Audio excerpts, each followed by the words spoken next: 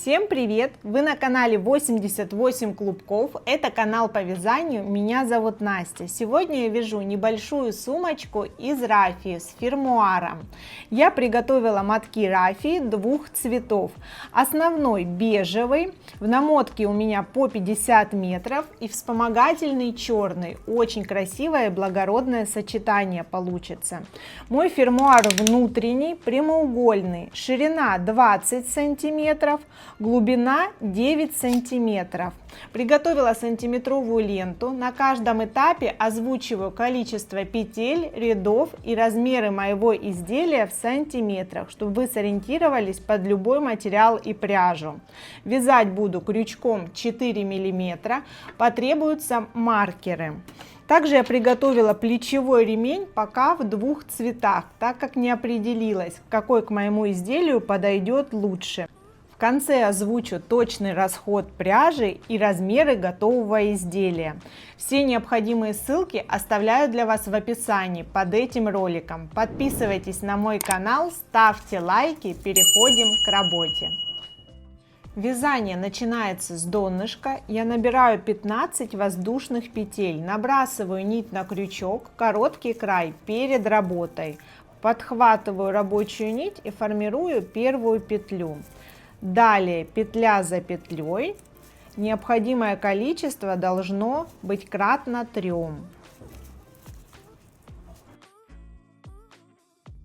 Готово. Пропускаю от крючка 2 петли по задней стороне косы. Это 2 перемычки. В третью перемычку буду вставлять крючок. Вязать сумочку буду столбиками с одним накидом. Вставляю крючок в заднюю перемычку, еще раз повторюсь, она третья от крючка, и провязываю столбик с одним накидом. Первые 2 петли и далее вторые 2 петли. Здесь с этими пропущенными петлями у меня получается в это отверстие уже 2 столбика. Сюда же провязываю третий столбик. Накид. В эту же самую точку провязываю первые 2 петли, вторые 2 петли. Первый пучок узора готов. Далее накид, пропускаю 2 точки по полотну, задние перемычки, и в третью вставляю крючок. Первый столбик с одним накидом, накид в эту же самую точку. Второй столбик с одним накидом и третий столбик с одним накидом сюда же. Получается пучок из 3 столбиков, провязанных в одну точку, уже второй.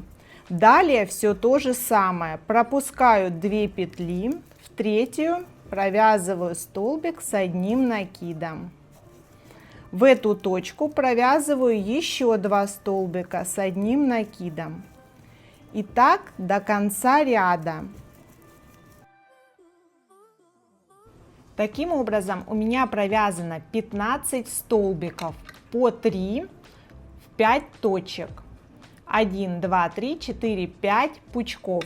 Теперь мне нужно повернуть на противоположную сторону. Для того, чтобы это сделать, необходимо провязать добавление. В последнюю точку я провязываю еще 2 пучка. Здесь я провязываю воздушную, так как эта точка будет углом. Накид, и в эту же самую точку еще 3 столбика с одним накидом. Первый, накид, второй и накид третий. Готово. Следующая угловая точка, поэтому провязываю воздушную. Накид, в это же отверстие провязываю еще 1 пучок из 3 столбиков. Первый, второй и третий. Готово. Обратите внимание, за счет провязанных воздушных у меня появилась угловатость на повороте. В эти точки в следующем ряду я буду провязывать добавление. Для удобства можно вставить сюда маркеры. Пучки по противоположной стороне я буду провязывать в те же самые точки. Здесь уже без воздушной петли. Край начала подхватываю столбиками. Накид. Вставляю в точку напротив пучка ряда и провязываю столбик с одним накидом. Первый. Сюда же второй. И сюда же третий.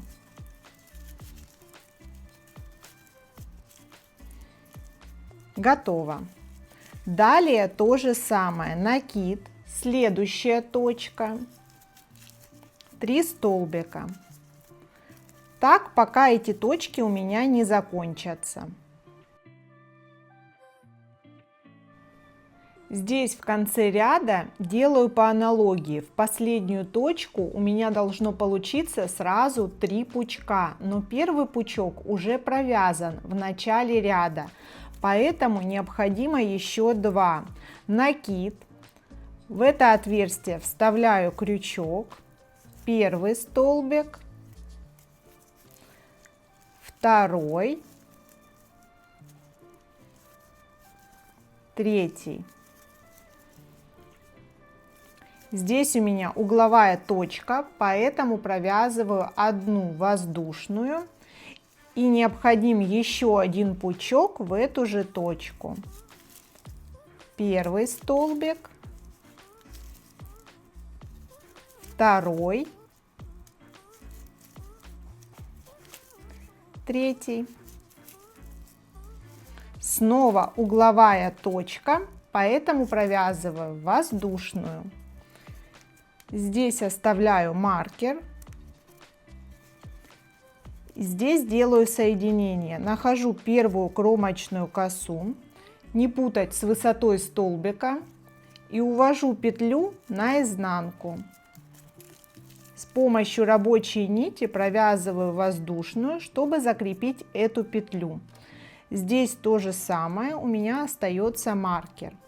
Чтобы сформировать первый столбик следующего ряда, я набрасываю нить на крючок, возвращаюсь в точку, где была воздушная, расстояние между двумя пучками, первым и последним, и провязываю все петли на крючке. Это основание столбика. Далее воздушная. Первый столбик готов.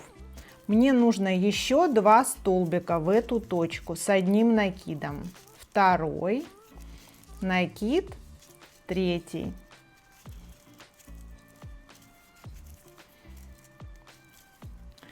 Это первый пучок второго ряда. Далее провязывать пучки буду в расстоянии между пучками прошлого ряда. Вставляю крючок в арку и провязываю столбик с одним накидом. Накид, второй столбик, накид, третий столбик. Готово. 2 пучка. Так вяжу в арке между пучками прошлого ряда до маркированной точки. Я подошла к первому углу в этом ряду, удаляю маркер для удобства. В эту точку нужно провязать добавление. Сразу 2 пучка по 3 столбика. Накид, провязываю первый, второй, третий столбик с одним накидом, и готов первый пучок. Далее, так как это угол воздушная, и в эту же точку еще 3 столбика. Первый, второй, третий. Угловая точка сохраняется. Возвращаю сюда маркер. Далее все то же самое. В каждую маркированную точку я провязываю сразу 2 пучка И между этими пучками не забываю провязать воздушную. Здесь, здесь и здесь соответственно. Вот здесь у меня заканчивается ряд, и первый пучок в эту точку уже провязан. У меня последний пучок ряда. Удаляю маркер. Еще раз акцентирую ваше внимание, что в эту точку уже провязан один пучок в начале ряда. Я сейчас провязываю еще один.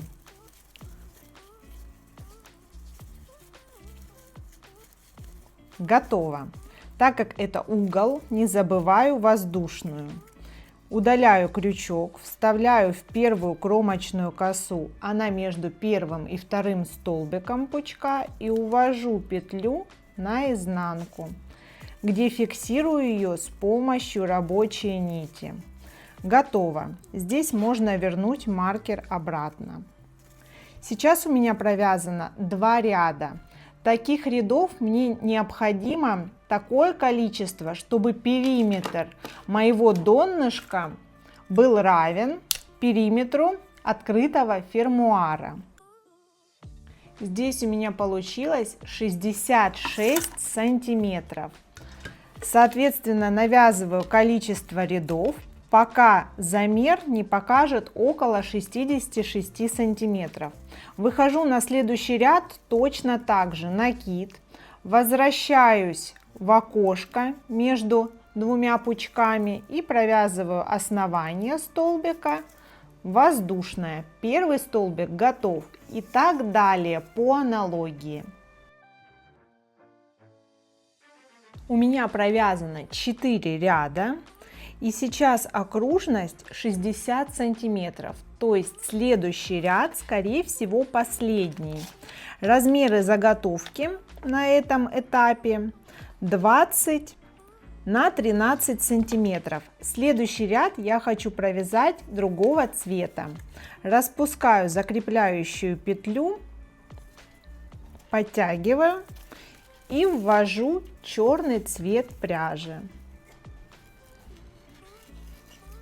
Теперь фиксирую край начала и окончания нити, делаю накид уже новым цветом и провязываю основание первого столбика в этом ряду.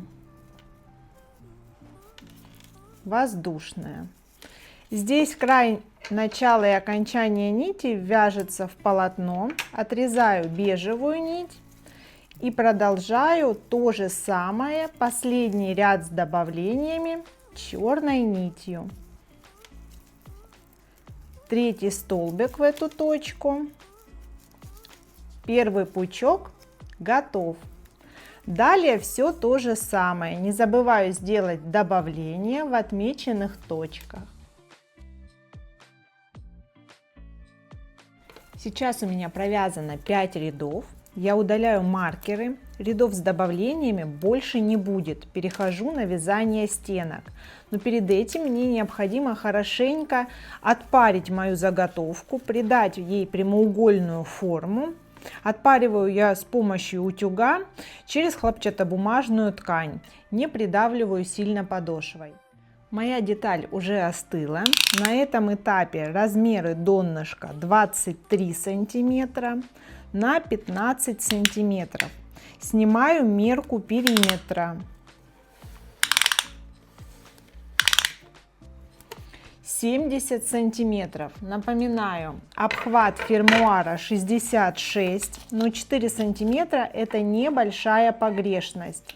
В любом случае периметр вязаной детали должен быть либо равен, либо немножко больше периметра фермуара, чтобы изделие не было стянутым. Мой размер мне подходит, я перехожу на вязание следующего ряда. Добавлений в угловых точках я больше не делаю. То есть здесь в угловую точку будет один пучок, здесь, здесь и здесь соответственно. Накид, возвращаюсь под арку. Провязываю основание первого столбика. Далее воздушная, накид, в эту же самую точку еще 2 столбика с одним накидом. Готово. Этот ряд начался с пучка. В конце ряда в эту точку я больше не буду провязывать дополнительного пучка, чтобы не увеличивать объем изделия. Далее в каждую арку провязываю по 3 столбика с одним накидом.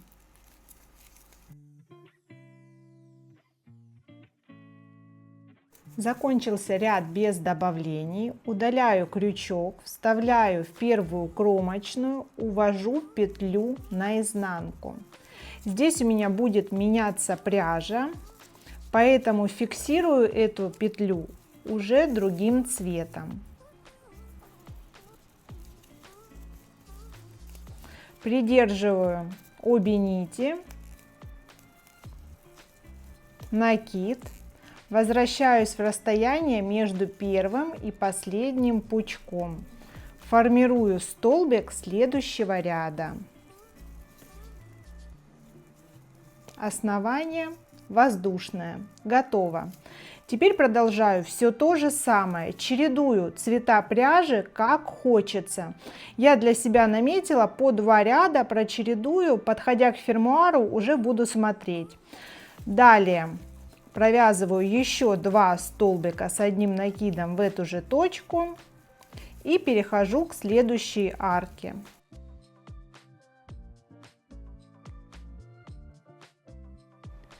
Сейчас у меня провязано 5 рядов по стенкам. Напоминаю, что первый черный относился еще к донышку. 1, 2, 3, 4, 5. И я меняю цвет на бежевый. Здесь сейчас глубина изделия увеличивается, и гораздо сложнее будет отпаривать ее позже. На этом этапе можно отпарить стенки сумочки, чтобы они уже хорошенечко держали форму. Продолжаю навязывать глубину.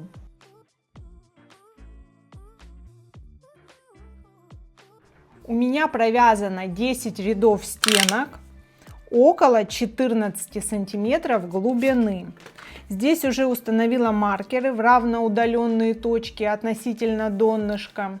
Относительно этих точек и будет привязан фермуар. Его я уже подготовила, предварительно намотав открытую нить рафии. Это сделать очень просто. Ниточка распушивается и наматывается, подхватывая ее с помощью клея-карандаша, или можно использовать ПВА.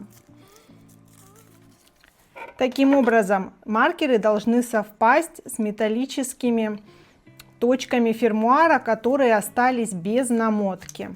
Следующий ряд точно такой же, и им привязывается фермуар. За счет пышного узора и намотки по фермуару его будет не видно, даже если где-то будет просвет, он такого же тона, как пряжа.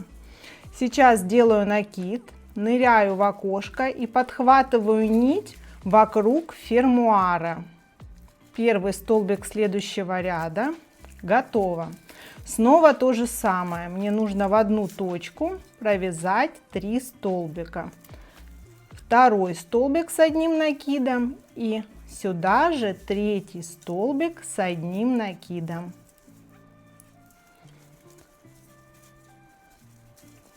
Вот так вот пучком привязался мой фермуар.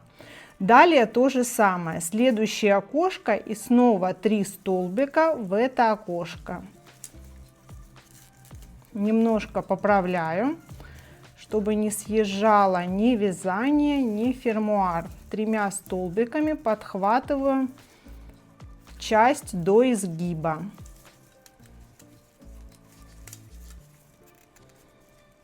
Здесь поправляю, чтобы механизм не порвал мою нить.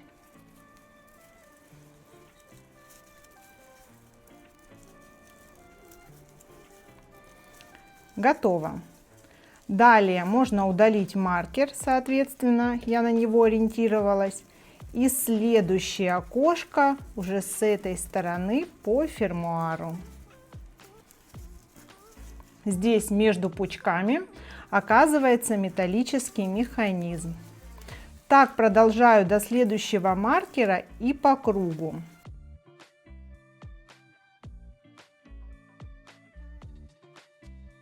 На этом этапе сумка уже смотрится здорово и прекрасно держит форму. Конечно же, можно вшить в нее подкладу, но без подкладки она смотрится более легкой и летней. У меня есть вот такое решение, которое может служить вкладышем на какой-то необходимый случай. То есть здорово проглядывается подкладка, ничего лишнего, никаких цветных деталей видно через мой узор не будет. Но я иду дальше. Мне необходим еще один ряд точно таким же узором. Накид, ныряю расстояние между столбиками, вывязываю основание первого столбика и воздушная петля. Готово. Далее все то же самое. В каждое окошко провязываю по 3 столбика с одним накидом, пучками по кругу. У меня завершился последний ряд. Отрезаю нить с небольшим запасом, вытягиваю кончик полностью. Нахожу первую кромочную косу как при соединении ряда и увожу нить туда. Теперь возвращаю, чтобы замкнуть в исходную точку. Нить прячу по изнанке. Сумка получилась колоритная, милая и вместительная. Здорово смотрится как с подкладкой, так и без. В итоге у меня ушло 3 мотка пряжи по 50 метров. 1 моток черной рафии и 2 мотка бежевой.